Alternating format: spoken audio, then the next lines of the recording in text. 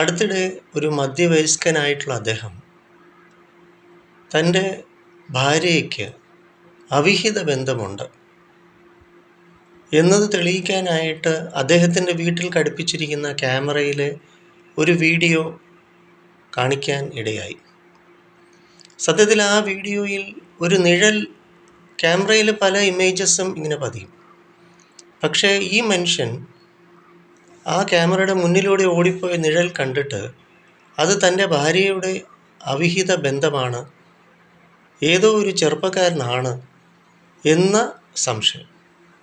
അപ്പോൾ ഈ മനുഷ്യൻ കഴിഞ്ഞ 6-7 മാസങ്ങളായിട്ട് മാനസിക രോഗ വിദഗ്ധൻ്റെ ചികിത്സയിലാണ്.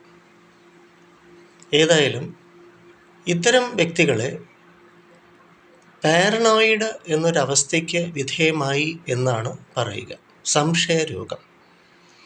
അപ്പം ഒരു മനുഷ്യൻ്റെ ഉള്ളിൻ്റെ ഉള്ളിൽ എവിടെയോ ഒളിഞ്ഞു കിടക്കുന്ന വേദനാജനകമായിട്ടുള്ള എന്തോ ഒരു അനുഭവം, ഒരുപക്ഷെ ഏതോ ഒരു മനുഷ്യൻ എവിടെയോ ഉള്ളിൻ്റെ ഉള്ളിൽ ഉപബോധ മനസ്സിൽ താൻ വഞ്ചിക്കപ്പെട്ടു എന്ന ഒരു അവസ്ഥ, ഇത് ഉള്ളിൽ ഒളിഞ്ഞു കിടന്നിട്ടാണ് മറ്റുള്ളവരെ സംശയിക്കുന്നത്. അപ്പോൾ നമ്മളതിനെ സംശയരോഗം എന്നാണ് വിളിക്കുക.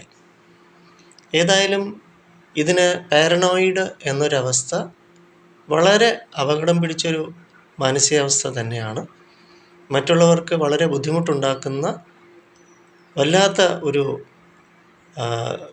ബന്ധം തന്നെ ആയിരിക്കും. ഇവരുമായിട്ട് സഹകരിച്ചു പോകുന്നത് വളരെ പ്രയാസമാണ്. എന്ത് പറഞ്ഞാലും അവർ വിശ്വസിക്കത്തില്ല. സംശയത്തിൻ്റെ നിഴലിൽ തന്നെ ആയിരിക്കും മറ്റുള്ളവരെ വീക്ഷിക്കുക.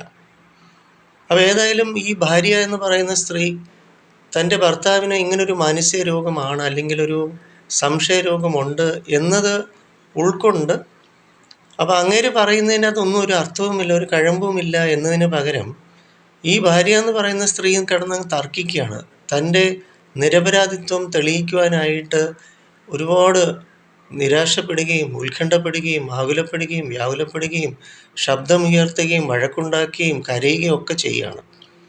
അപ്പം അതുകൊണ്ട് ഇത്തരം വ്യക്തികളോട് തർക്കിച്ചിട്ടോ അവരെ ഉപദേശിച്ചിട്ടോ അർത്ഥമില്ല. കാരണം അതൊരു സംശയരോഗമാണ്, പാരനോയിഡാണ്. അത് ചികിത്സിക്കപ്പെടേണ്ട രോഗാവസ്ഥ തന്നെയാണ്. അതിൻ്റെ തീവ്രമായ അവസ്ഥയിൽ വളരെ അപകടവും കൂടിയാണ് ഈ സംശയരോഗം, പാരനോയിഡ്.